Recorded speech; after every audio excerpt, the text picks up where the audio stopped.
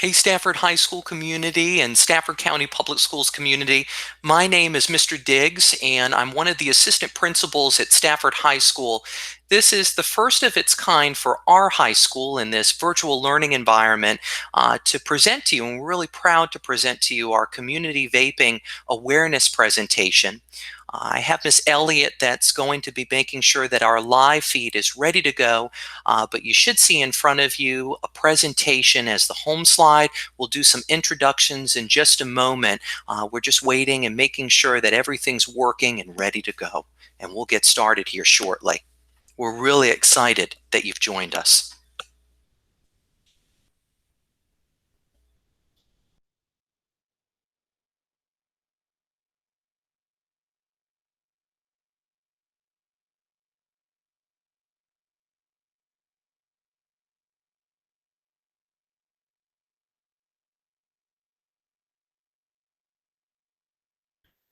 All right, the team is assembled. It's 6:30 p.m. here in Stafford County.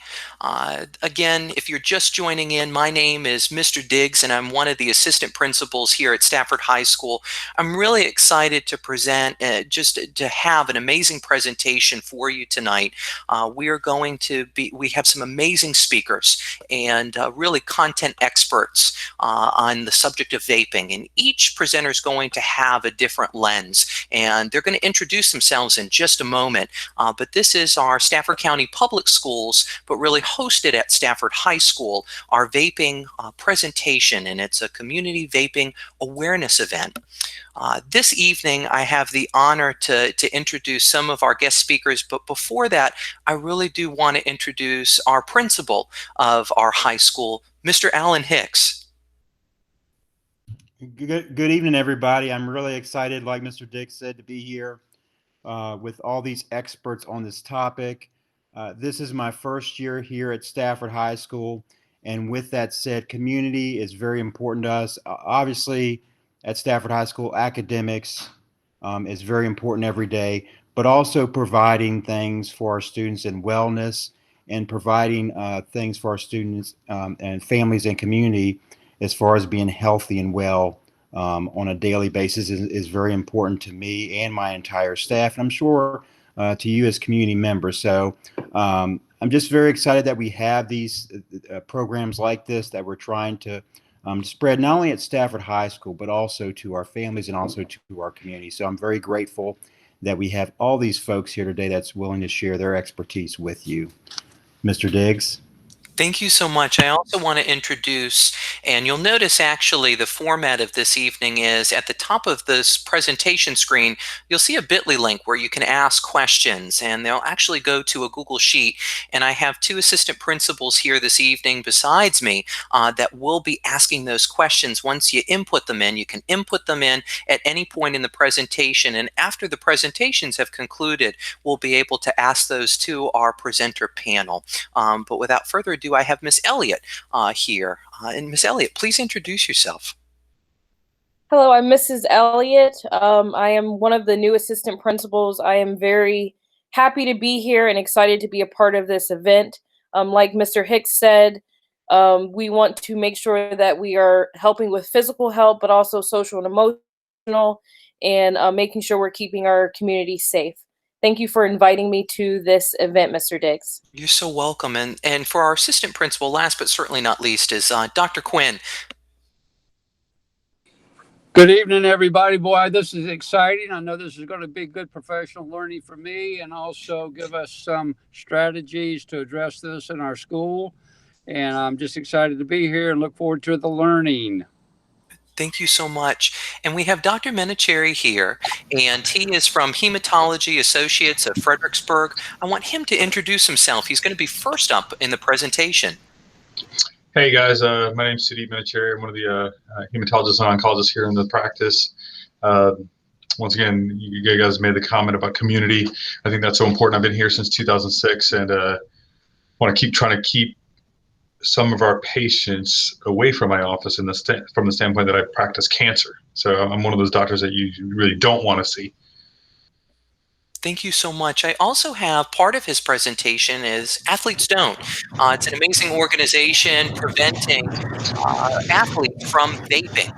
And from there, I have Jen Sullivan, who's the exam and lab manager at Hematology Associates of Fredericksburg, but also a co-founder. And I hope I said that correctly. You can correct me in just a moment, Jen.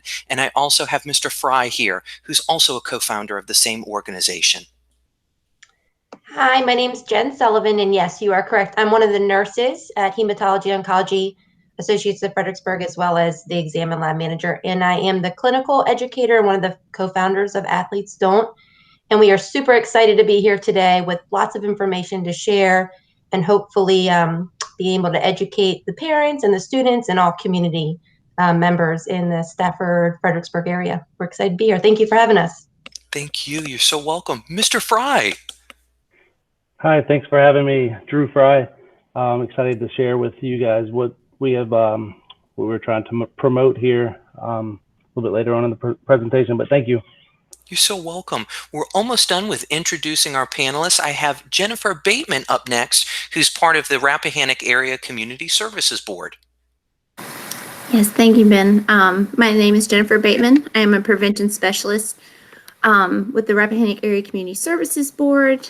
I teach substance abuse awareness from age 2 to age whatever.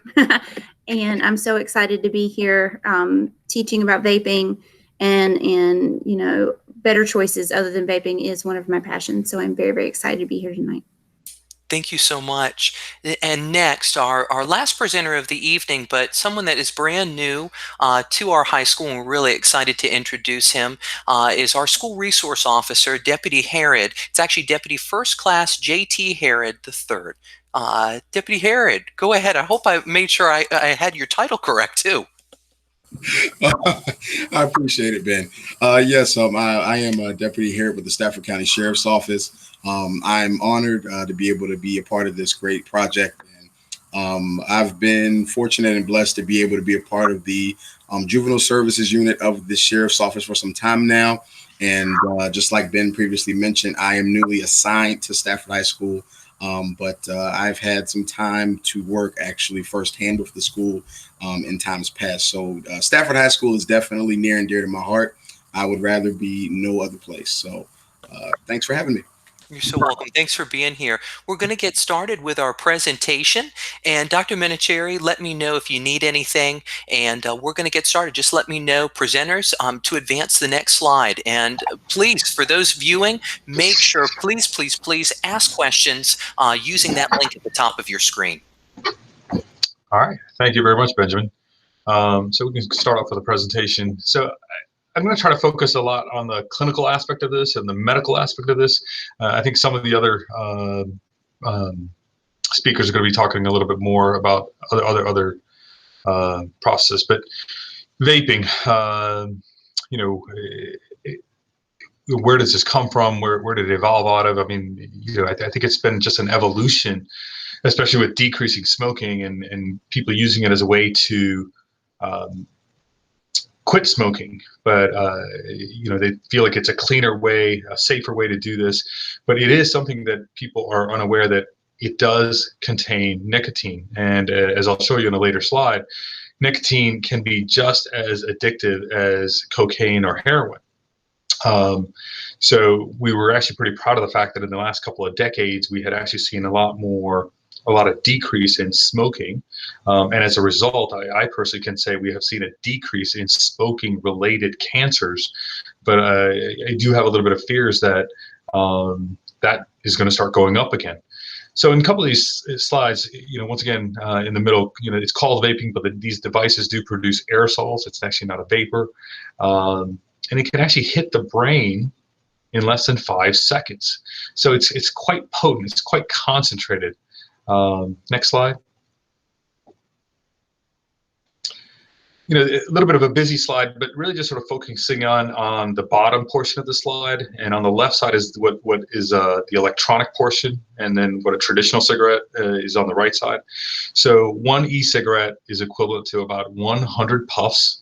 But if you look at the nicotine level that it can deliver, 6 to 24 milligrams versus a traditional cigarette, which is, 1/10 that, which is, 0.6 to 2.4 on the other side. Yeah. So once again, high concentrations of nicotine. And once again, as I said, it's very addictive.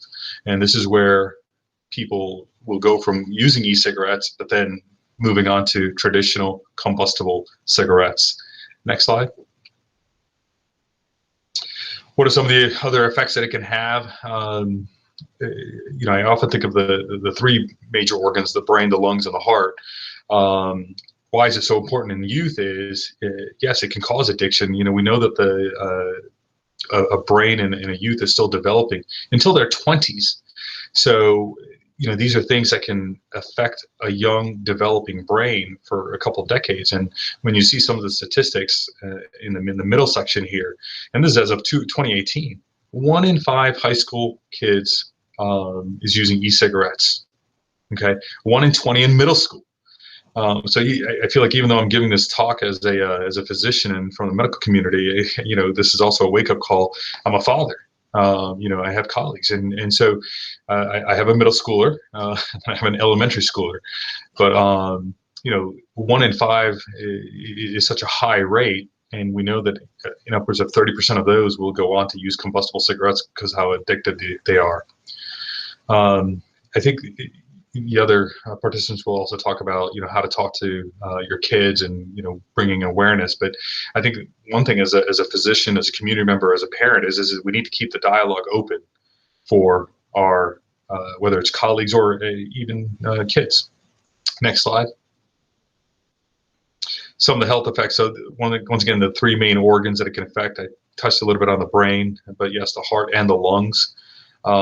We are actually starting to see some what we call acute toxicities to the lungs, where it can cause inflammation. I think a lot of people have got a crash course in lung physiology with COVID-19. And you'll see some people that get COVID-19 and they do just fine, but then others will get this inflammatory condition in their lungs where they can't breathe, they can't keep their oxygen level up. And that's essentially what can also happen with vaping. So like these chemicals that get into your system, and not just the nicotine, but other chemicals, can cause a reaction in your lungs, and that is going to prevent your lungs from absorbing oxygen. The other effects you can have on the heart, it can actually even induce arrhythmias, heart attacks. Next slide. So you'll see in some of the other slides coming forward, I mean, there's a lot of different symptoms that are associated with this. One of the CDC actually termed this inflammatory state that can happen within the lungs is called EVALI, E-V-A-L-I, and the acronym stands for e-cigarette or vaping produced associated lung injury. And we can see this from various substances. As a hematologist, we actually have sometimes seen this with blood transfusions, where we actually call it TRALI, T-R-A-L-I, transfusion-related acute lung injury, where people can become so short of breath and they can't keep their oxygen level up, and they eventually end up needing to be on a ventilator. I believe it was in late 2018, and I think it was in Michigan, where they actually did the first double lung transplant, which was vaping or e-cigarette induced. And that was in somebody that was like, I forget, maybe 18, 20 years old. And forever his life has changed because now he's had a lung transplant and needs to be on medications to make sure he stays healthy. Next slide. So what are some of the symptoms? They can be very nonspecific, but coughing, chest pain, shortness of breath, abdominal pain, nausea, vomiting, diarrhea, irritability. A lot of the same things that I'm sure a lot of us have become accustomed to seeing with COVID-19. So there is a lot of overlap with some of these, whether it's infections versus other disorders. Next slide. So, what are some of the things that we do know? I mean, when we tested the urine in some teens that were vaping, we actually found carcinogenic compounds in their urine. this next one causing the endothelial damage. That's essentially what I'm alluding to when I talk about, the inability to maintain your oxygen level. These numbers are rising. There's over 2,000 cases of, lung illness or injury, and these numbers just continue to increase. Next slide. So probably not the best slide to show everybody, but what you're seeing on the left side is a healthy lung. It's pink, it's healthy, but on the right side you can see like these areas of dark, and what we would say is that's necrosis. That's actually death of healthy lung tissue, and that's what sets off this cascade and the inability to get oxygen into your bloodstream from your lungs. Next slide.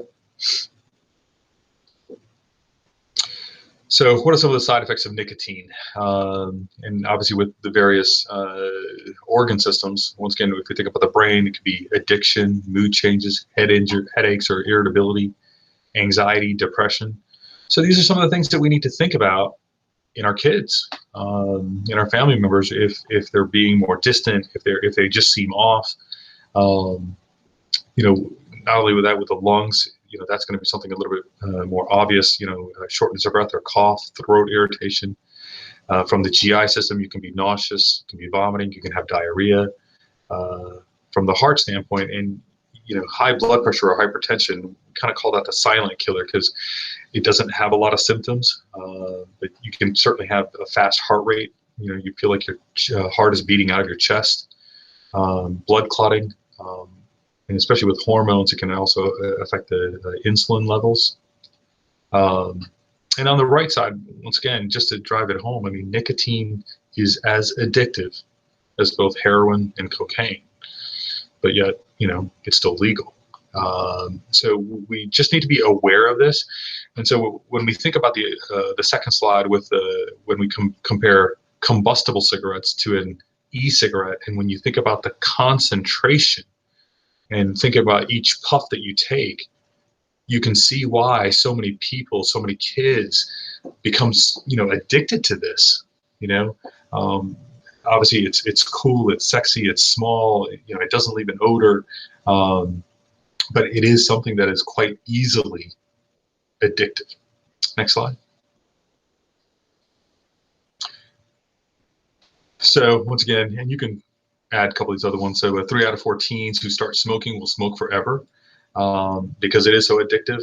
The second bullet point, about 30% of teens that start using e-cigarettes will start using traditional combustible cigarettes within about 6 months. So that's scary. And then, once again, of course, the conspiracy theorist in me, who owns these e-cigarette companies? They're all owned by big tobacco. Some of these companies I know started off as like smaller companies, but then tobacco companies started to buy them out. But the third bullet point, and that's in 2017, but there's been such a big increase in high school students vaping and using e-cigarettes. Next. And once again, I think some of the ignorance that we have about this. We think it's a little bit safer, but all of these products contain nicotine. Once again, what I want to drive home, nicotine is very, very addictive. Next. Yeah, 97, 98% all, contain nicotine. We can go to the next slide.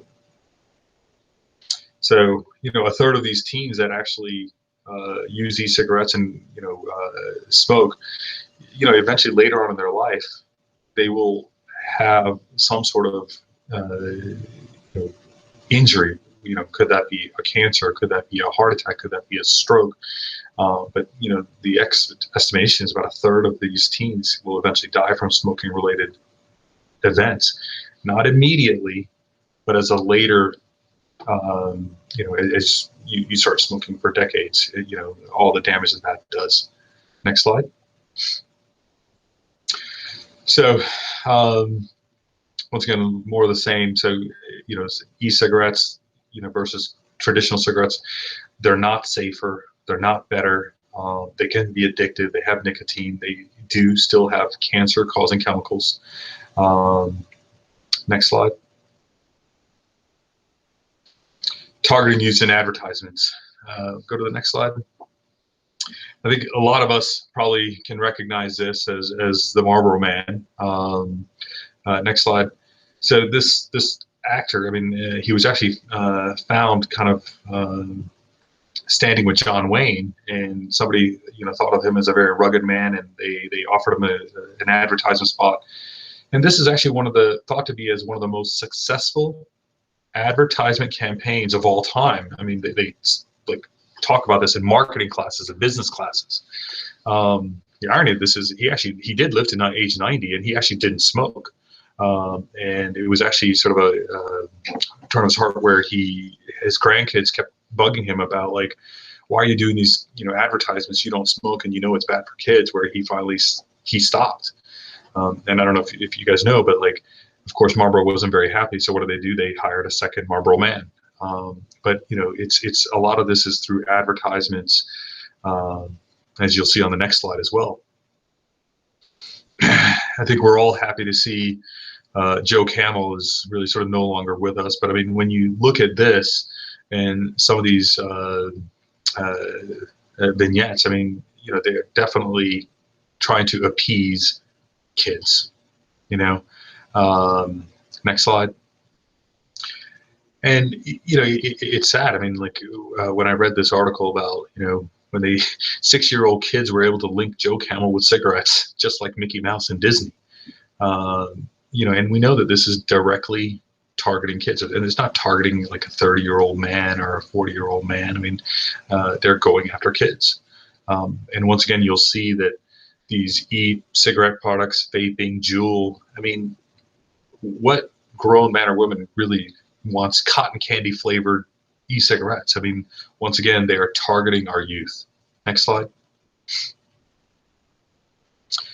So this came out, I think, in 2019, as the CEO of Juul actually went on the record as saying, "I'm sorry," because he started to realize really kind of this effect that he was having on the youth, and they were becoming addicted, and it's becoming much more of a problem. Next slide. Once again, a lot of these, you can see that they are advertising towards younger and younger kids with the different flavors. I mean, I'm sure you guys know strawberry flavored, raspberry, cotton candy. These are not usually flavors that you would think that adults would be using. Next slide. And once again, kind of when I started off the talk, which is as an oncologist, I find that we were making such good strides, and to really sort of make an impact like that, I mean, it takes almost like a generation, right? We were making such strong strides in reducing smoking, and I can honestly say that there are some smoking related cancers that we're seeing less of, and I'm happy to say that. But when I think about a generation that is now becoming addicted to nicotine, and how fast they start going from vaping and e-cigarettes to combustible traditional cigarettes, I feel like that number is just going to go back to where it was before. Next slide.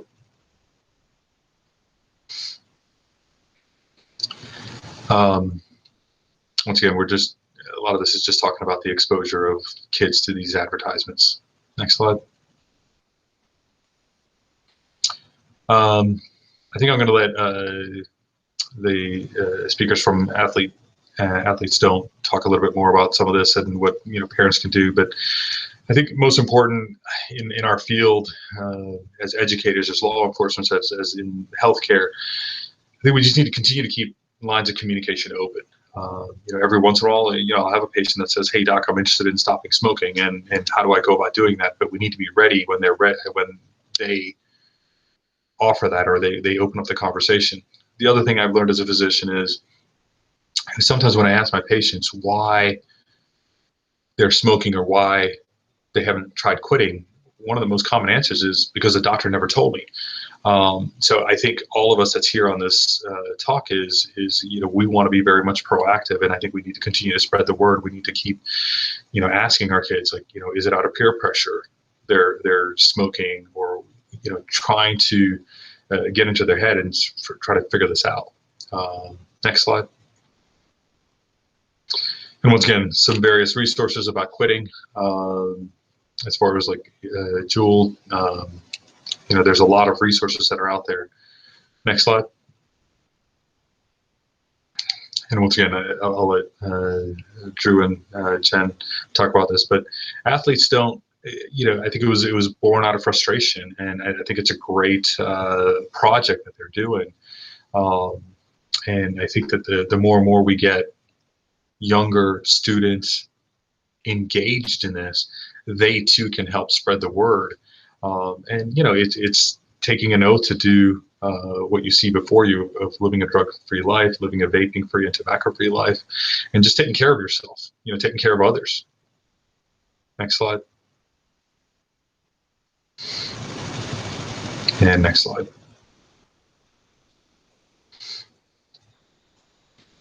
So I was going to end it on that. Benjamin, tell me what else? Yeah, I really appreciate you presenting. I would love, athletes don't, I would love for you to speak on behalf of your organization and what you're about, and I can go back to previous slides if you like. Thank you, Mr. Diggs. I'm Drew with Athletes Don't. We are an organization that we founded here in Stafford, Virginia. A couple years ago, we saw there was a need for, some teaching throughout the community and teaching awareness to students, and not only students, but parents, about the harmful effects of vaping. All we ever heard was that it's not bad for you, it's better than cigarettes, it's okay, it's just water vapor, and none of that seems to be true the more research we've done. So we try to create a platform to share this with students throughout the high schools and in the community, and not only that, share it with their parents to show the parents what to look for and how you can help your kids stay away from it or say no, or get through that hurdle that seems to be ever so present in our schools. I'm sure a lot of these other people on this platform can share their experiences with how bad it is in the schools right now. But basically, we provide this platform that we started a website. We go out there and we just try to teach the kids. We hit a little bit of a hurdle with the pandemic, with everything shutting down, but we're still active on social media as well as our website to show what's going on and how we can help. As soon as the schools get back open, we hope to be back in them, asking these kids, teenagers, young people to take pledges not to vape, not to do the harmful stuff, and to hopefully spread awareness and stop and help so that they can help others not do it also. So if we use peer pressure throughout the schools, hopefully it works its way down, and at least some of them will understand the harmful effects of this. Jen, did you have anything you wanted to say? Yeah, we just wanted to, make sure that we touch base that although it's called Athletes Don't, it is targeting all the students, not in just Stafford County and Fredericksburg, King George, Spotsylvania County. The more kids we can reach, the more we can achieve. And it's called Athletes Don't because we want the athletes to become leaders and encourage, like Drew was mentioning, but you don't have to be on a sports team to be considered an athlete. There's so many more, things out there, whether it's video gaming or, running on your own that makes you an athlete. So anybody that wants to take the pledge, we are happy to accept them. And we look forward to working with more schools and touching more students' lives. Thank you so much. I really appreciate it, and the resources that everybody's looking at the screen. And again, this is being recorded too, so for later use, they'll be able to have your information, and we would love to partner with you too. Thank you again, Dr. Menachery, as well.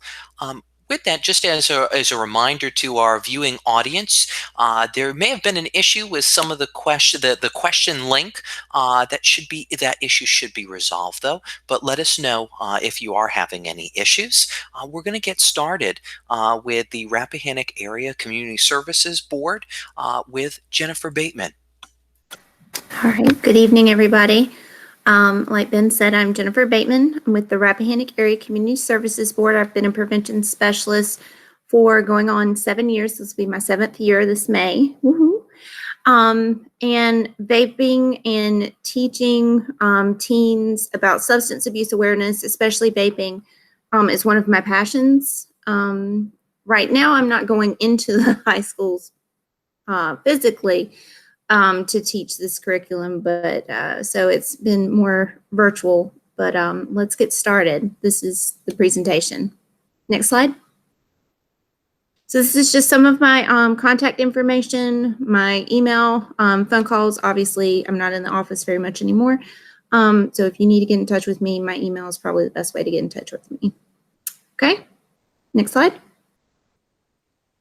So my hopes for you guys tonight are that you'll know the dangers of vaping and how it affects your body and your mental health, especially mental health. We're going to be concentrating on that tonight. You'll learn the different ways that advertising agencies try to draw you in to buy their products. You'll have a working knowledge of vaping and how to make better life choices when faced with vaping in the future.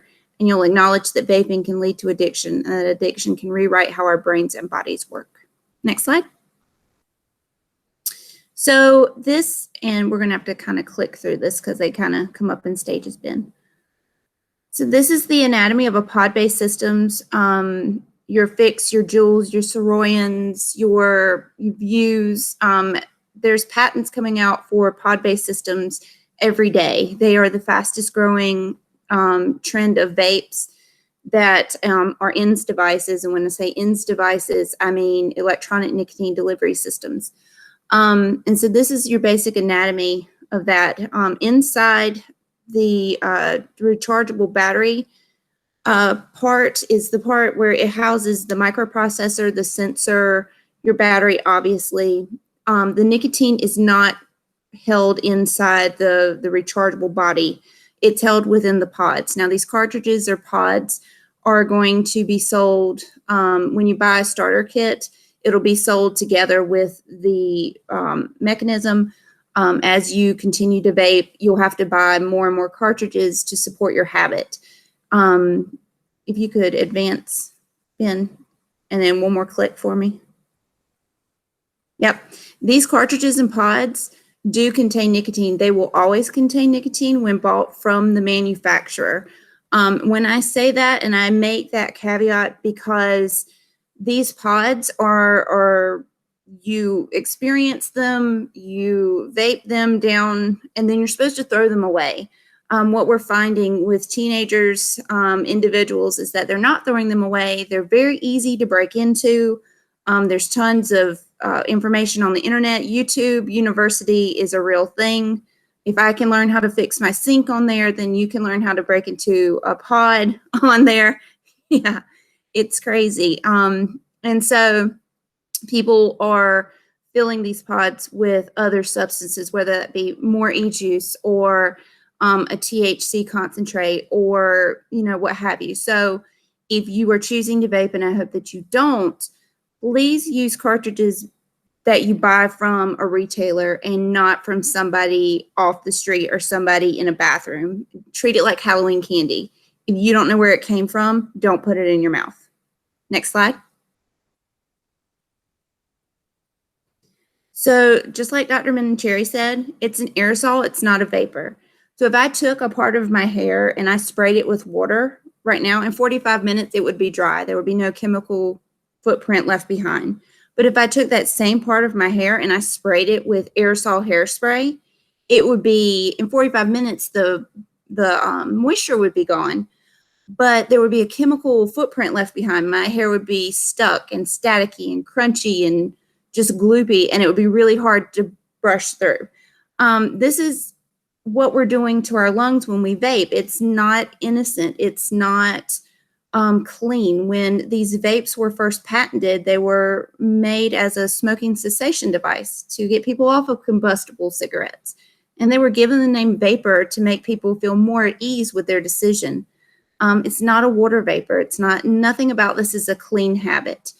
And so I have a lot of kids and teenagers when I go to teach, and they're like, oh, it's just water vapor. No, it's not. It's got a whole bunch of chemicals that can inflame your lungs, and just, it can lead to a lot of different lung associated injuries later down the line. So it's definitely, if you can advance it one more, Ben, it is not a vapor, it is an aerosol. Okay, next slide. So where else can we find the chemicals that you can find in e-juices? Propylene glycol, which is antifreeze. It's in your car. It shouldn't be in your lungs. It shouldn't be in your body at all. Acetone, if you could click again, that's nail polish remover. Let's get a mani-pedi. Let's not vape. Ethylbenzene, paints and pesticides. I know that I want to go outside and suck that into my lungs. No, that's not a choice that you need to be making. Formaldehyde.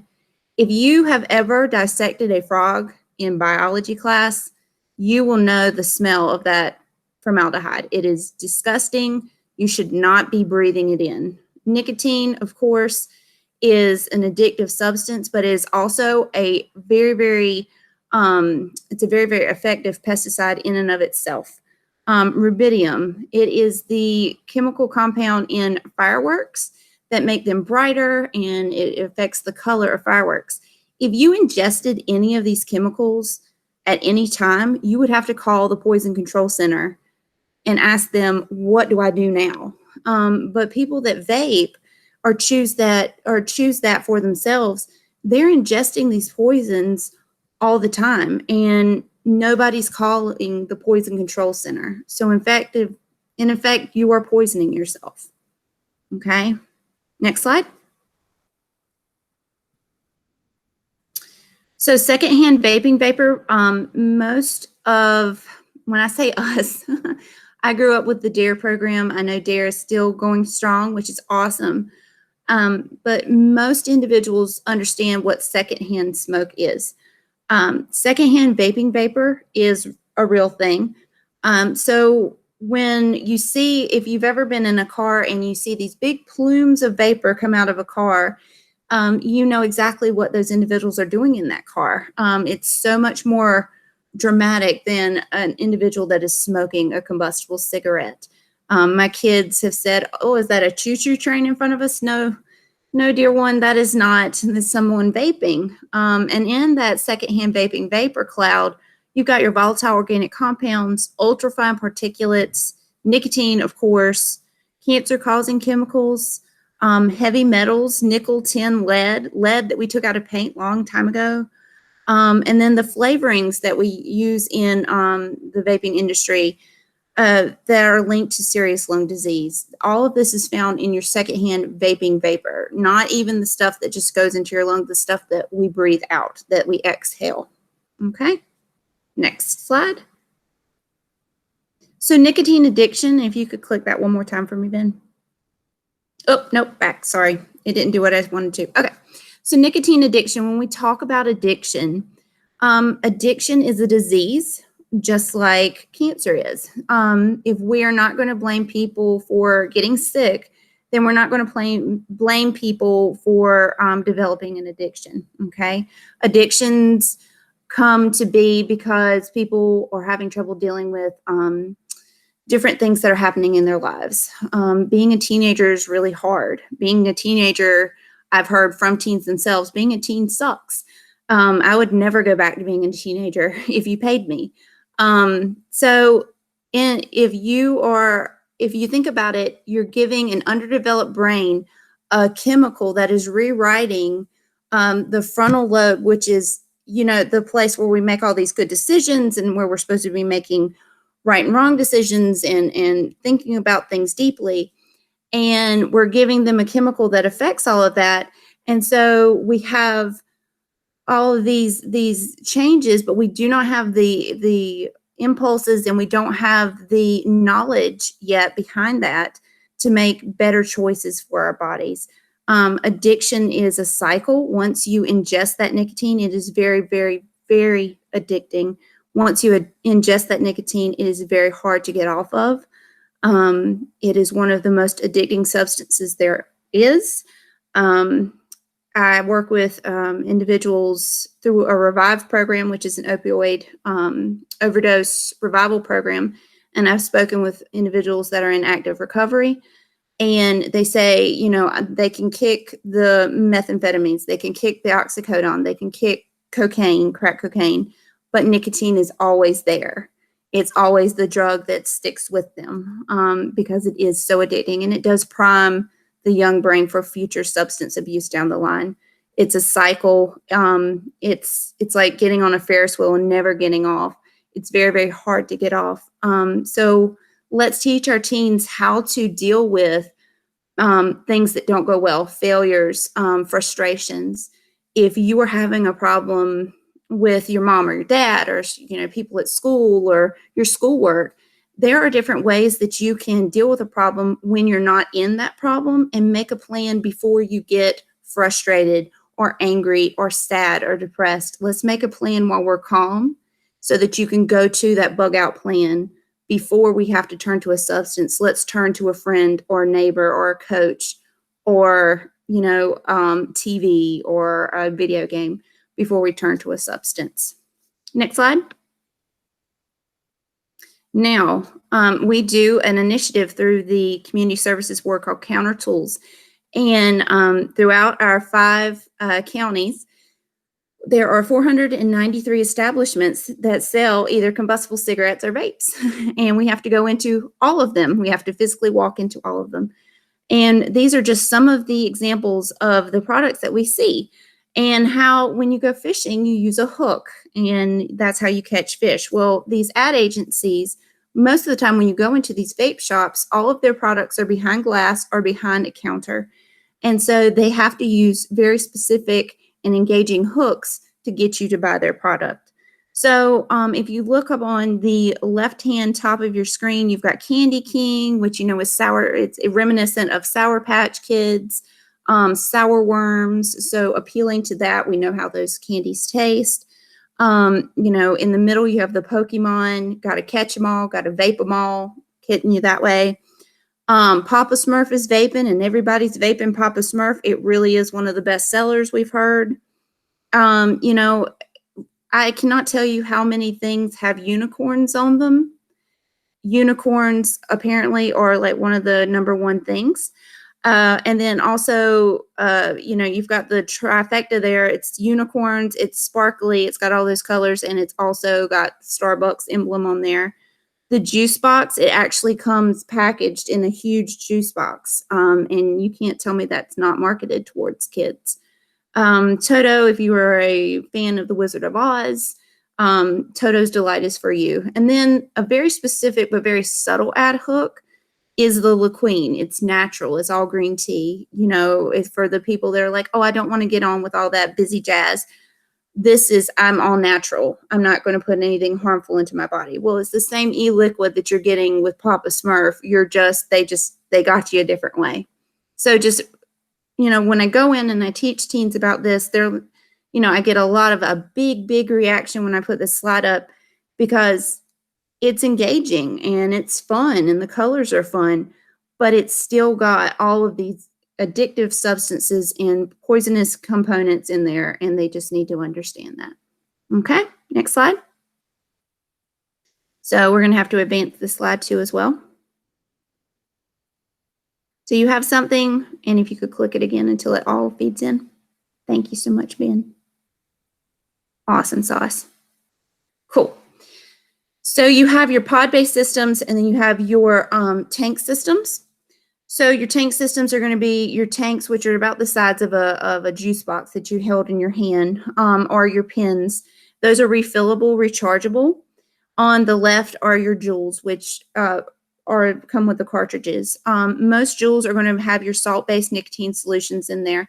It's a very while your free-based nicotine solutions are it's a much harsher experience when you vape. People that vape free-based nicotine have complained that, you know, it affects their sinuses more, affects their throat more. It's just a harsher experience. So that's why Juuls took off so well, because it's salt-based nicotine solution. It packs more nicotine per hit, and it also is more pleasant. It doesn't clog the sinuses, and it feels really good on the throat. So, you know, it's just, it depends on what the user wants and how the user feels when they, how the user feels when they experience their vapes. But these are the two types of systems. Next slide. So a new and disturbing trend. We all know that marijuana is a big ticket item in bills that are being passed right now. And it's coming to Virginia. I wish that it wasn't, but it's going to be a new thing for us to keep on our radar. Vaping and marijuana, two things that should not go together, that should not marry, right? But vaping and marijuana is very, very scary. A marijuana concentrate is a highly potent THC concentrated mass. It's going to come in a form of either honey oil, which is in the vaping device at the top, or in a concentrate, a semi-solid mass concentrate, which is the butter on the side. And this form of marijuana can be up to 4 times stronger in THC content than high-grade or top-shelf marijuana. This is not grandma's marijuana. This is hybrid marijuana. This marijuana has been grown to produce more THC. You are never going to, and I get all the time, well, I'm only going to smoke organic marijuana. There is no such thing as organic marijuana anymore. Never again will there be. Marijuana concentrates are increasingly being used in vaping devices. And why is that? Because it's a concentrate. You get right down to it. You don't have to smoke through all of the leaves and the stems and the organic material. It goes straight into the system, it goes straight into the central nervous system. And there's a social stigma attached to smoking a joint in public. You wouldn't do that because, one, smoking marijuana in public right now is illegal, and there's that social stigma attached around it. But if you have somebody sitting, that same person sitting beside you, and they have their vaping device out, and the marijuana is hardly detectable, you can hardly smell it, and they're vaping, you know, you don't have that same connotation with that. So individuals are choosing to vape their marijuana because it is inconspicuous, and it is a THC concentrate, and it's more bang for your buck that way, and it's easy to get away with. So just being on the lookout for that. Next slide. A truly terrifying trend that we found out about 4 months ago that is on the rise is vaping and alcohol. Alcohol is being converted to vapor through the use of significant heat or dry ice. These vapors that result from this process can be consumed using a straw or special vaping device that you can just buy off of Amazon. It leads to instant intoxication. Binge drinking is a significant risk. The alcohol in your system passes through no filter system. So no filter organs. You're not passing through a stomach. You're not passing through your liver or your kidneys. It's going straight.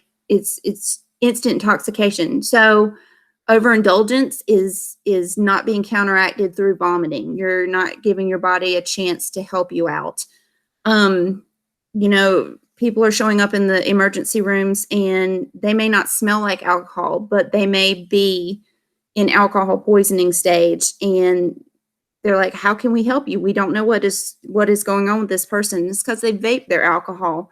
And if your friends don't know that you have vaped alcohol and you've passed out, you can get in big trouble really, really fast. So this is a truly terrifying trend that we are seeing happening with vaping. Next slide. So the questions I always ask teens are, is it worth it? Is vaping really worth it? Is this an addiction that you want to potentially have for the rest of your life? And I ask them, how long do you think you're going to live? And, you know, they come up with 80, 85 years. I'm like, that's a long time.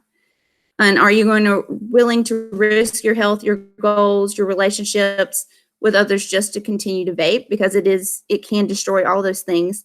And I tell them to think about it. And then in the next slide that we're going to see, I have 2 very small videos. So next slide. There we go. If we can get those to work.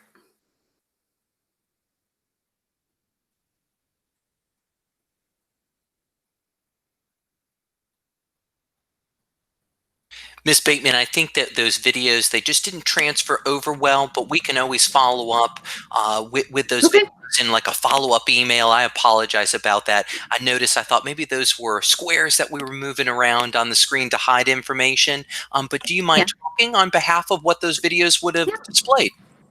Absolutely. So one of the videos, they're quick vignettes from the Truth Initiative. And one are the first one are two teenage girls, and they're in one of the bigger stalls in the bathroom at school, and they're talking, and one of the ladies drops her vaping device in the toilet, and which is really gross. And you're like, oh, please, please, please don't take it out of the toilet. And she takes it out of the toilet, and her friend is just disgusted with her choice. And she turns to leave, and her friend's like, okay, we need to go. And the bell rings, and she's like, wait a minute. And she takes a puff from it. That's how addicting vaping is. This is how big that addiction is. You would never normally put something that fell into a toilet in your mouth, but this is addiction. The second video is there's a very hectic morning going on in this household. This mom's trying to get 3 boys ready and out the door. She's got a baby. She's got an elementary school, and she's got a teen. And she's trying to get everybody coordinated and out the door, and she's off changing the baby. And the teen goes into her purse and slips out a 20, and you see him with a new package of Juul cartridges. And the choice is, would you really do this to your loved ones? And that's just a choice that, a lot of teens are facing, because addiction is their truth that they're having to walk with each and every day, which is very sad that that's something they have to turn to. And it just brings home that we need to be there for our teens, and very much we need to help them with their mental health. And it really goes back to making that bug out plan while they're calm and not in crisis, so that when they do go into crisis mode, when they're stressed out and things like that, that they don't turn to substances, because it's just not a good choice for the long term. As I teach my 2-year-olds, it's not a choice for me. Thank you so much. I Okay, really appreciate it, and I know that our viewers do too. Our next presenter is up, and as a reminder, please go ahead and ask questions at the link at the top of the screen. But our next presenter is up, who is Deputy First Class J.T. Harrod, and that is our school resource officer here at Stafford High School.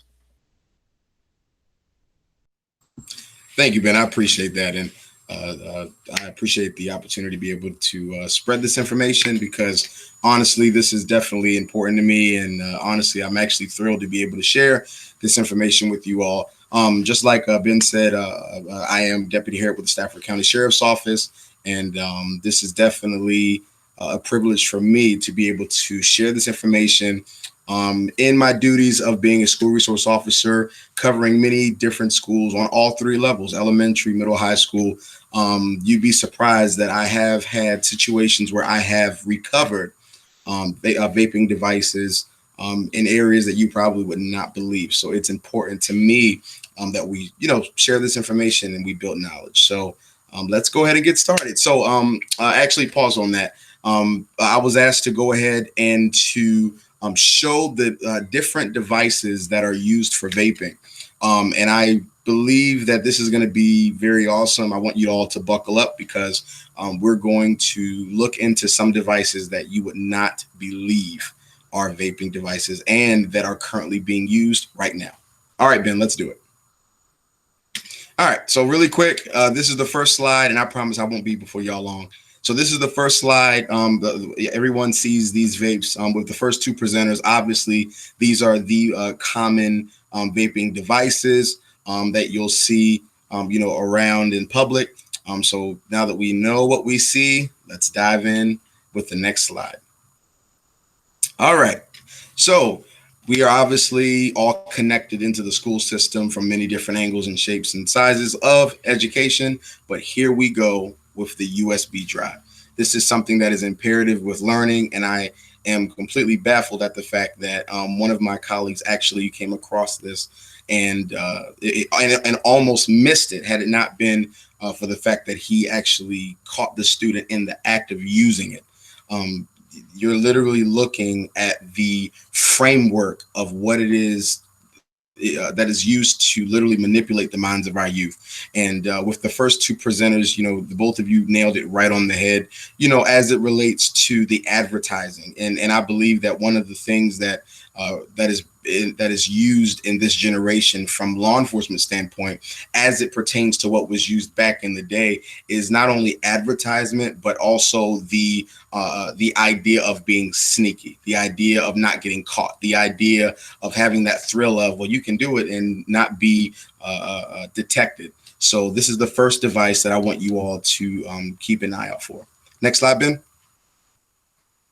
All right, so this is one that I honestly believe is really easy to miss. So this is a writing pen, and it's broken apart to where you can see the different compartments, the cartridges, and literally, right now we're in virtual learning in some areas where some kids are at home, and then there's the students that are in school, and you would be surprised. There are teachers that can have a kid that is actually writing with this pen, and as soon as he or she turns their back, the student is vaping, and you would not even know it. So this is another one to keep an eye out for. Next slide.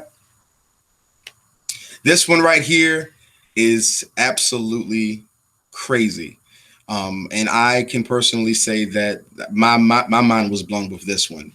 The creativity of the youth is just outstanding. They will hollow out a Sharpie and they will put a vape inside of it because they know that with these tools, pencils, papers, Sharpies, it's zero detection. There's zero suspicion. There's no need to even question what they're doing. If you see a student with a pen, a pencil, and a Sharpie on the table, you're just going to keep walking. So we've got to really be aware of these tactics, if you will, to put these bad things into the hands of our young people.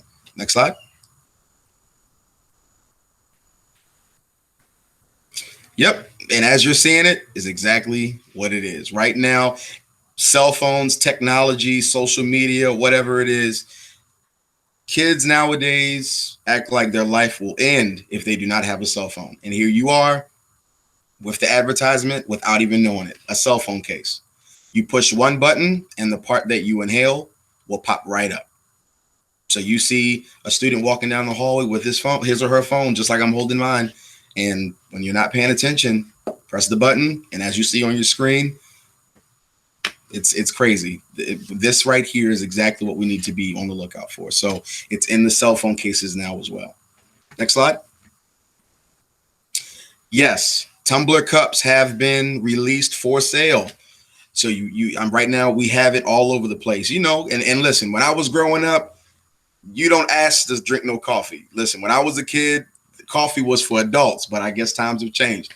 And now we got 11 and 12-year-olds walking around drinking coffee. It's crazy, y'all. You would be surprised. You think that the student is sipping a cup of Joe when really they are inhaling vape. They're vaping. So be on the lookout for that. And before you hit the slide, Ben, if you look at this photo, this is with a digital layout on the outside. Right before, right there, Ben. Right before, or should I say, right after I submitted this PowerPoint, a partner of mine who I work very close with concerning the information of vaping let me know that they just released a fully concealed tumbler where there is no digital layout. It's all underneath the cup. So to look at it, you would think it is actually a tumbler, but really it's a vaping device. Next slide.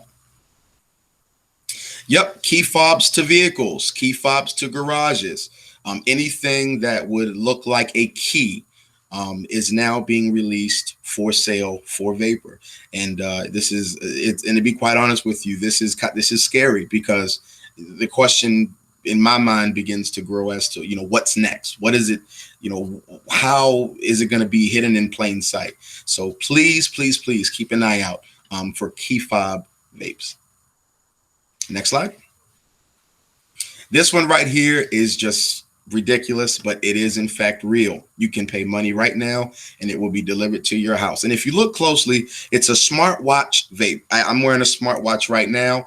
And I'm pretty sure, you know, Apple Watches, Fitbit, you name it, all the different brands. And I, you know, a lot of students and adults use it. But if you look closely at the photo, what you'll see is there is a release toggle that releases the display of the watch, and in the compartment where it is snagged in is where you will inhale for the vapor to be released, and it's right on the area that is facing your forearm. So literally in school, you know, as you know, Stafford High, you know, good morning, Mr. Hicks. Good morning, Mr. Diggs. Good morning, Miss Elliott. You know, not realizing that there's a potential vape on their arm. So it's really hard to catch, but I believe that we can use this education to combat it. Next slide. This one right here has definitely taken, you know, over by storm. We do know that there are many people who, you know, suffer and struggle with asthma. And yes, indeed, they have made vaping devices into inhalers. You are not looking at an inhaler. You are looking at a vaping device. And it's sad to say it, but this is what we've come to in society as it relates to the advertisement of giving this poison to our young people. Next slide. Now, as it relates to schools, I'm telling you, I did not see this one coming. If you look at this backpack and look at the left, the left sling that goes over the left arm, there is a black release that comes out, and it can be retracted and it also can come out. And that, what appears to be a source for hydration, is a vape. And it can be recharged, it can be refilled, it can be repacked, and it can be purchased right now. That's the scary part. So please keep an eye out for that. Next slide. And this is the last slide of my presentation, or should I say the last example.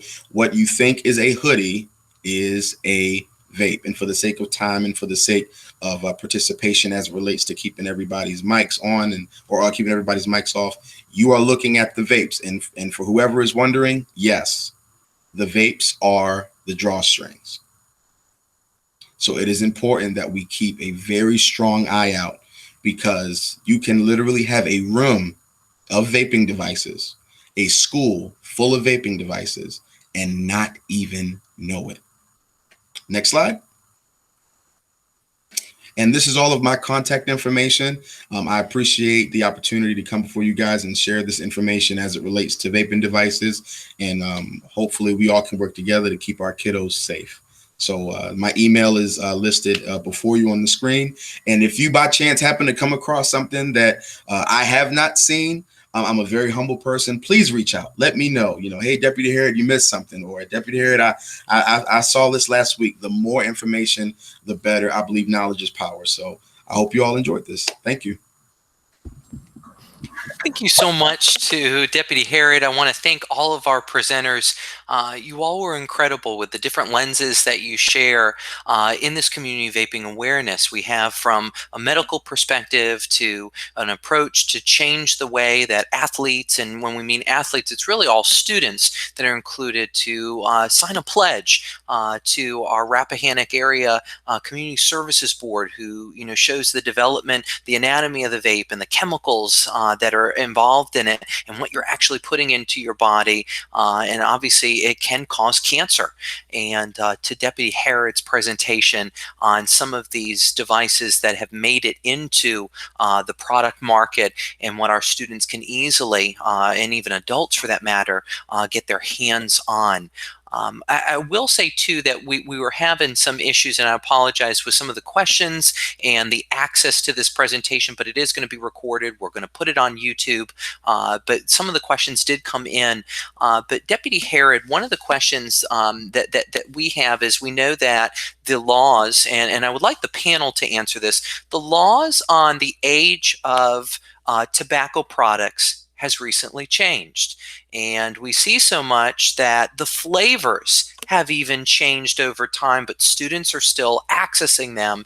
And to anybody on the panel that can add some details to that on updates to laws, Deputy Harrod, for this, but, why are these products still on the market? Why are students still able to access them? And I think even Jennifer, you can attest to, that students and even adults, could probably buy the product, but students are now putting their own chemicals, homemade chemicals, into these devices when they were able to purchase them at 18 years old. So I just wanted the panel, and you can just say, hey, I'll take that question, but I love everybody's perspective on that type of general topic, if you will. Okay. I know that Virginia is now a tobacco 21 state. That means that any substance that has nicotine in it, you have to be 21 to purchase. That does not stop anyone that really wants nicotine-containing substances from obtaining them. With this pandemic, we have really seen an uptick in online sales. And it really is, we had the framework in place to help us through the pandemic, but it also is in place that helps teenagers to achieve the means that they want. And so, I've heard teens say, I can tell you this store, that they don't card. And this store, knows me, knows my family. They'll let me in. This is my uncle or so-and-so. So, if there's a will, there's a way.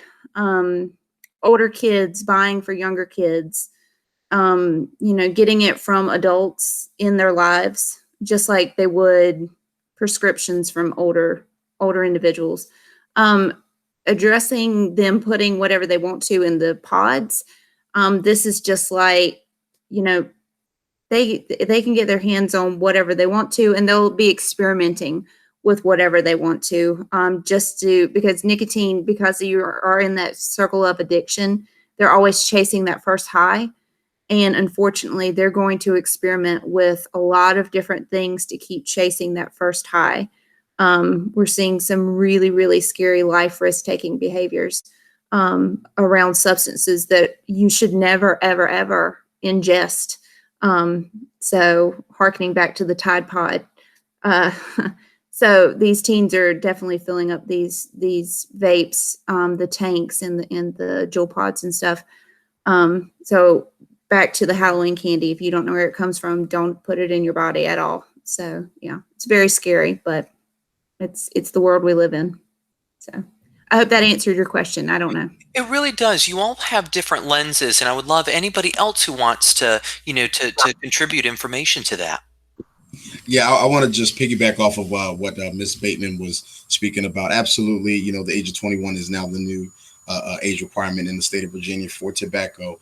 I remember last year we were also referencing, and I'm mentioning this, answering the question by referencing what was spoken of with Athletes Don't concerning the merging of marijuana into these terrible practices. I remember dealing with cases where it is considered a felony, where you are mixing marijuana into vaping devices. And so right now, I just want to sit there for a second. As it relates to that, we have the term, marijuana is legal. Marijuana is legal.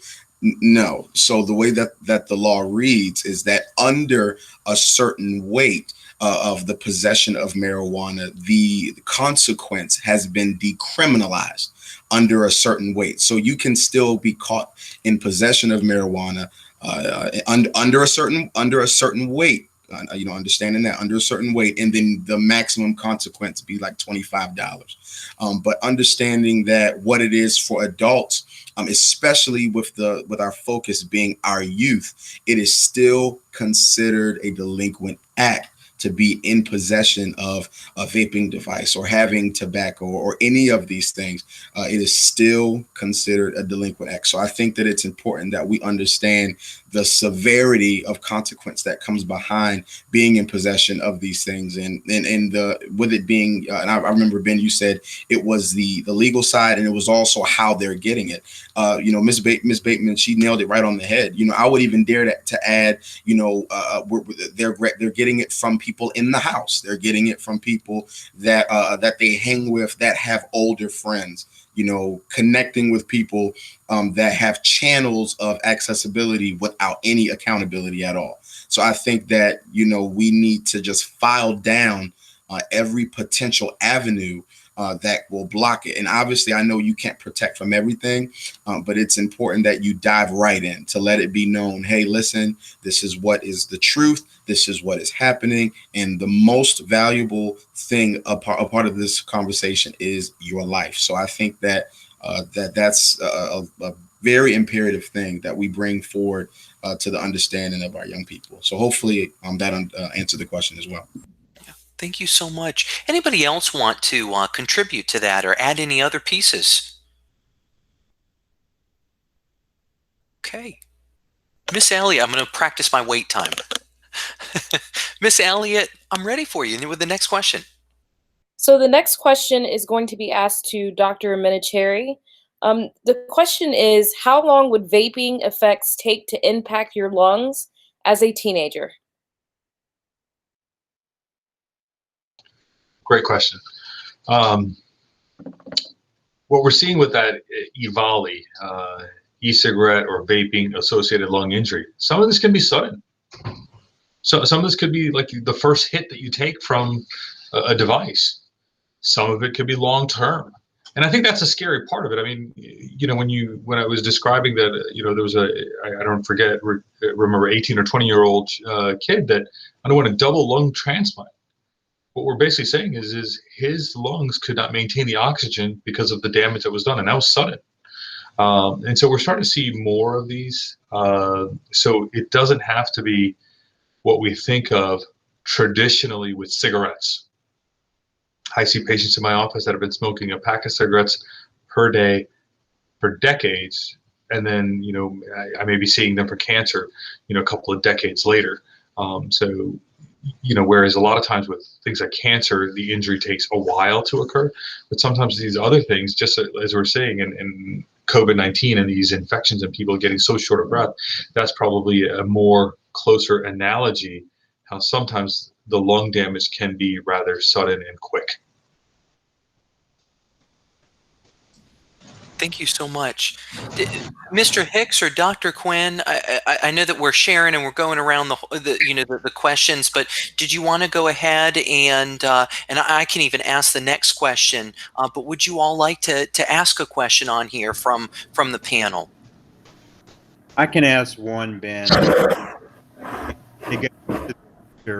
The question dealt with, and I'll put it in easier terms for him, is if you have a teenager that's vaping, how long will it take to reverse those effects of vaping if I stop? So that basically they're asking just if I stop, how long will it take for the effects of it for me to get healthy again?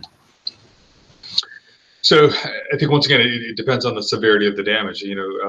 When we see some of our patients that are like if you're so sick and so short of breath that you have to be in the hospital and you're on supplemental oxygen to try to keep your oxygen level high, it could take some time. I don't know that I could give you a definitive, like, for instance, that gentleman that I talked to with the transplant, his lungs failed to improve. So they had no choice but to do a lung transplant. So often, like with COVID-19, if there are ways in which the inflammation in the lungs can calm down, then your oxygen level can come up. Once again, it's part of our immune system, and it could take days, sometimes it could take weeks. And you'll see some people, even with smoking, even after they stop smoking, some of the effects on their lungs, even like the chronic cough that people have, it can sometimes take months to go away, months to, the clearing of the throat, all these things. And I often try to warn my patients, which is, it's going to get worse before it gets better. So I think we're such in a young field, young age of the e-cigarettes and the vaping. I think it's sort of a broad thing where I've seen some toxicities that can be long term, and then I've seen some where it can certainly be short term and people recover faster. Thank you so much. Dr. Quinn. Hey, good evening, everybody. I really appreciate this information. I'm just soaking it in like a sponge. So my question was about, pre-existing conditions, respiratory for like the COVID-19 virus, and maybe it's hard to make the connection, but is there any data that would suggest that young people who have been vaping because of the respiratory, are they more susceptible to COVID-19?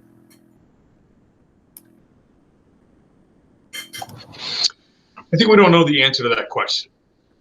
Obviously a great question, which is, we see older individuals, heart disease, lung disease. Those are the ones that are increasingly more susceptible to COVID-19 and complications. So I think the common sense answer is probably, but I don't know the answer to that question. Thank you so much. One of the other questions that we have is, how, if you are starting vaping and you want to stop, is there ways that you can stop safely this addiction? And anybody, this is really for any member, and we can have multiple responses, but if you are currently vaping, and it goes along with Mr. Hicks, his question too, but like, what is the way to stop vaping and to get out of the habit?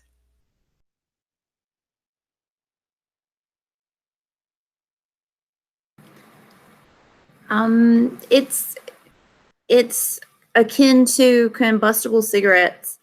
There are some prescription medications that teenagers have found to be very helpful. So, you have the prescription medications, and then the over-the-counter different ways, like the gums and the patches and things like that.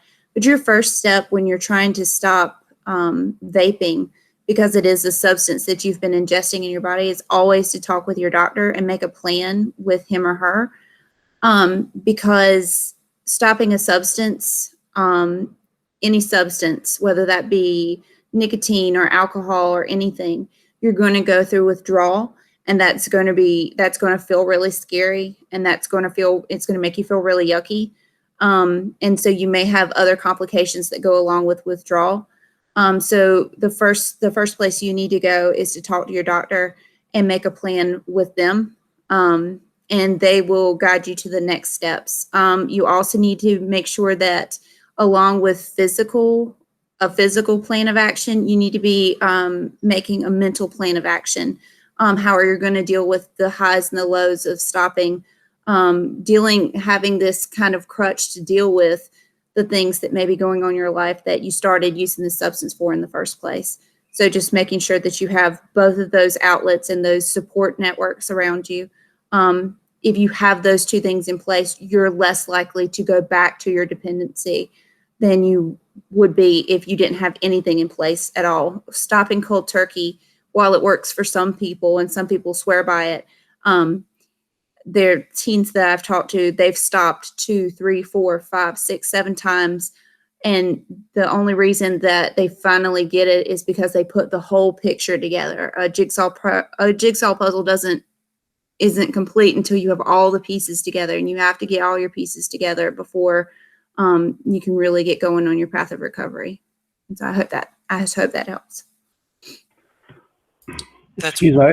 If you look at our website at athletesdon't.org, we have a page on there that says quit. It's what the page is called, and it's got some resources there that will help you. There's things they can, they can text ditch Jewel to a number. It's all on there. So that might be some helpful resources for students who may not want to tell their parents that they're doing it, and they want to try to do it on their own because they're embarrassed to tell anybody. But if you don't want to reach out for help, there's people there that's more anonymous too that will help you through that process.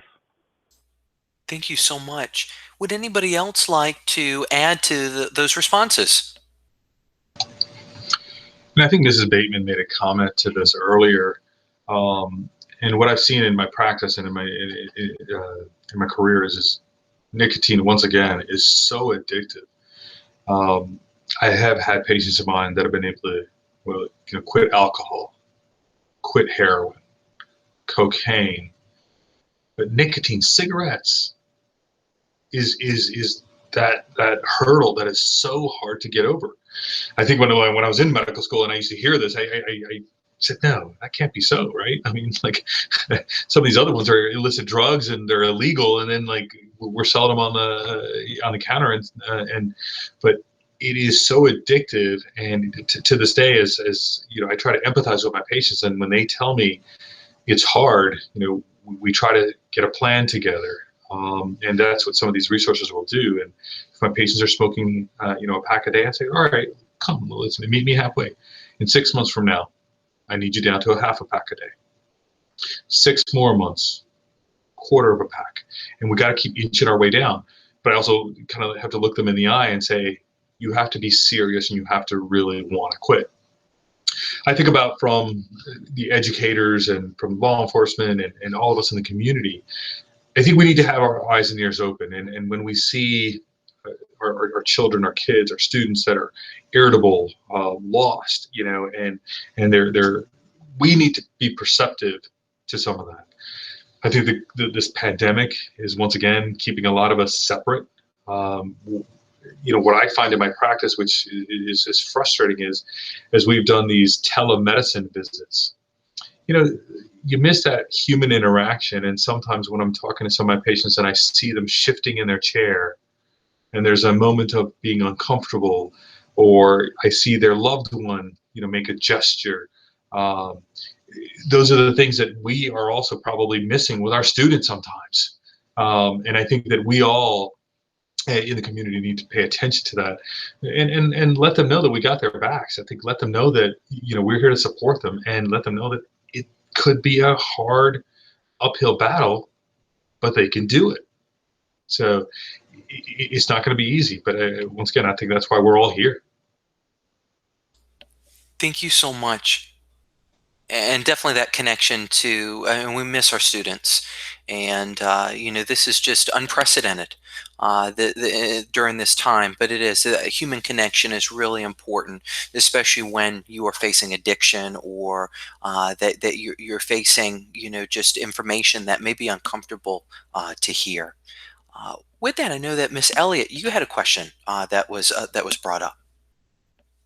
Yes, so my question was, how are the kids hiding the vapes from adults? Not even just the ones that Deputy Harrod showed. Like if they are smoking them in the house and stuff like that, how can parents be more aware so that they can help their kids if they do have an addiction?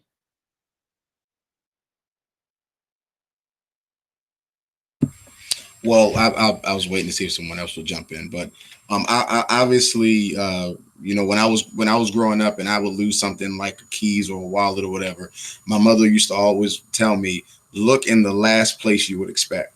So I think that, for parents that are, curious as to, if their kids are hiding it, I believe that you should check in areas that you would not expect. I'm talking pillowcases. I'm talking drawers. I'm talking underneath things that are normal and, not only normal, but also typical.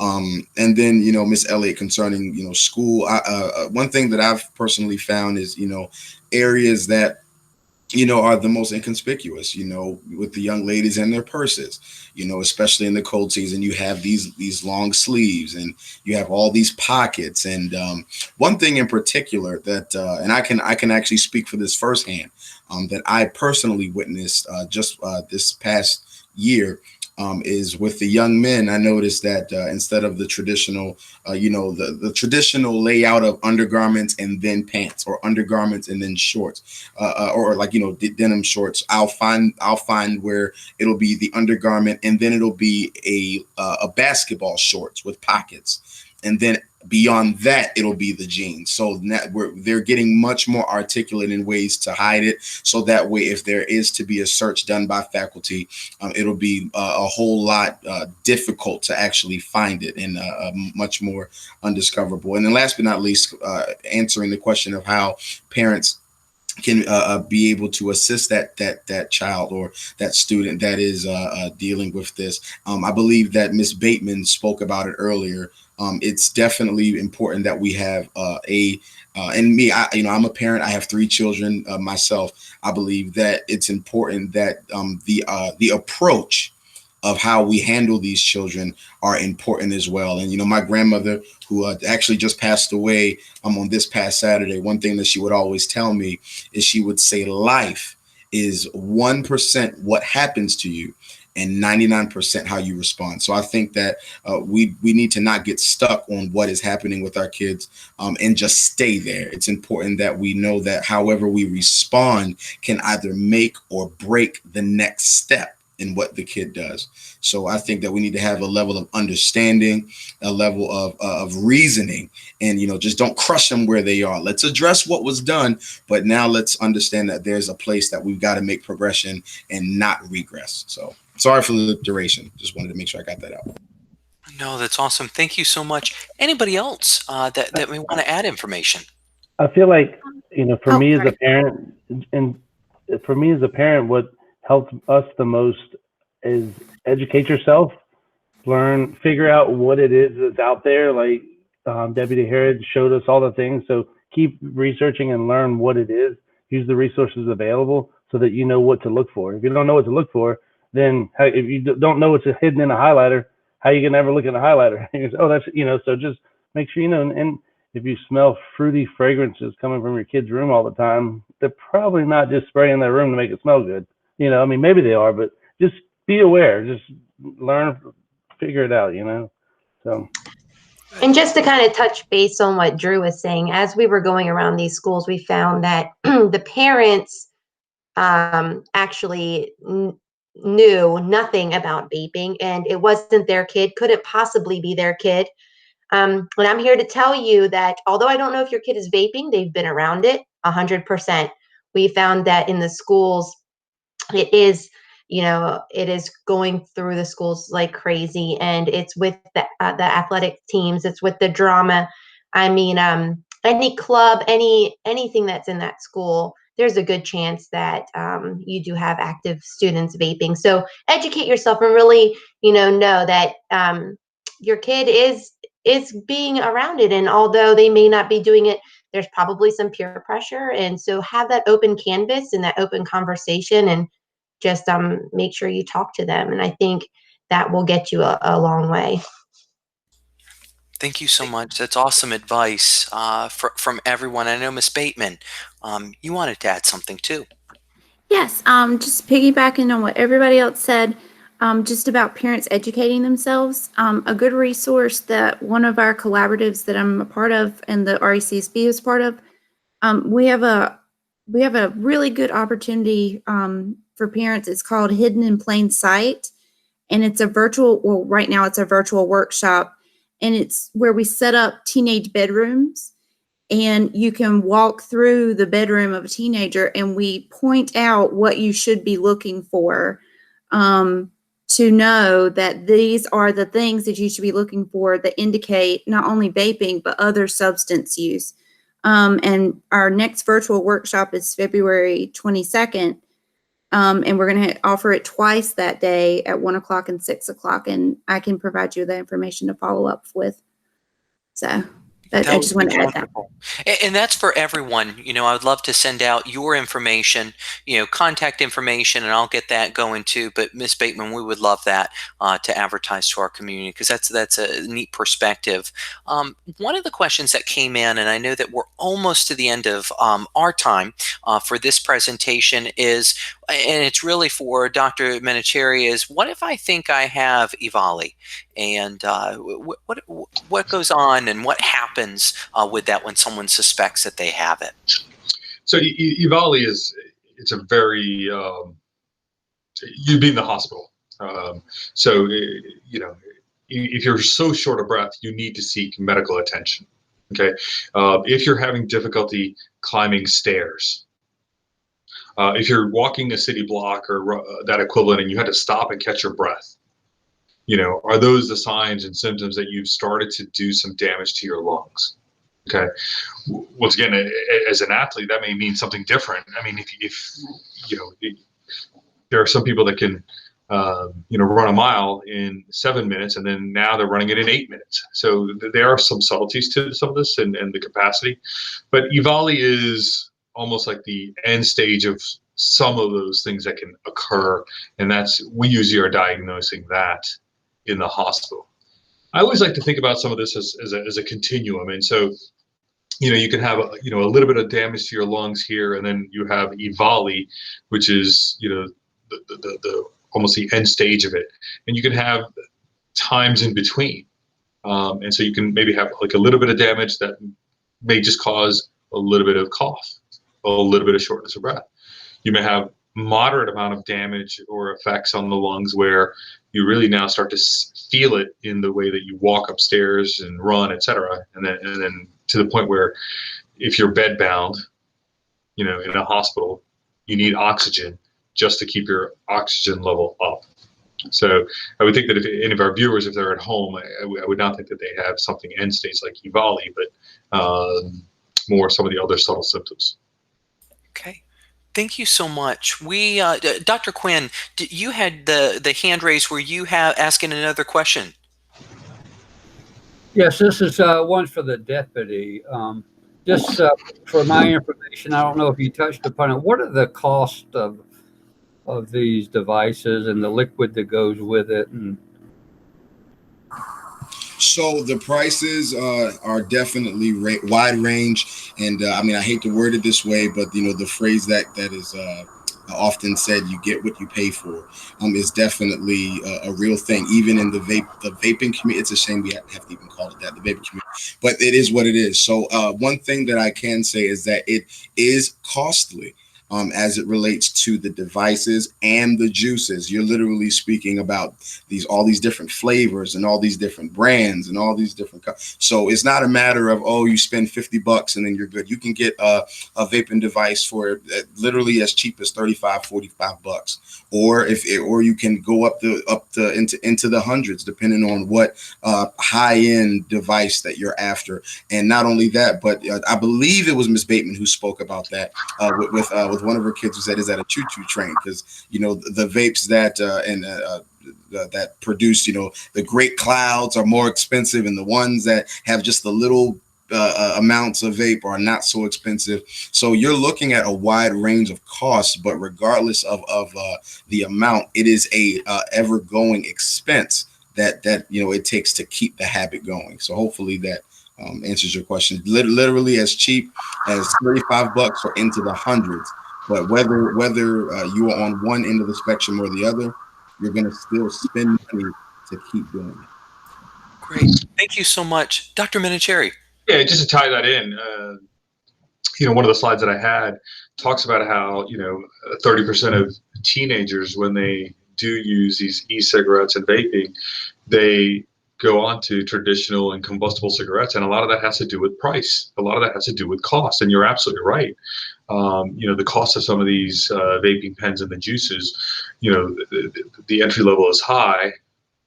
And, once again, the tobacco companies, they want to get you addicted, and then they get you slid right into the regular cigarettes. So all of this, once again, just starts to tie together. I mean, I think it's a evil master plan of, from the tobacco companies of targeting our kids with these flavors, with these ads, and then you get them hooked on the Juuls and the e-cigarettes, and then naturally they're going to go to the cheaper, which is combustible. Thank you so much. I just want to thank everyone for being part of this panel, this presentation. The information was just simply fantastic, especially for our parents and guardians who may, now know what we're looking for. They can delve into the subject a little bit more by connecting to your offices or organizations. From those students that, may have friends that are vaping or have always wondered a little bit more about vaping, or have a friend that is vaping. So with that, it's just amazing that you all were able to come together tonight to provide this seamless presentation with a lot of information. And I just cannot thank you enough for being a part of this, this community vaping awareness event this evening. Thank you so much. And with that, we're going to end our live stream, and we appreciate you joining in for this session of our Community Vaping Awareness Event here at Stafford High School.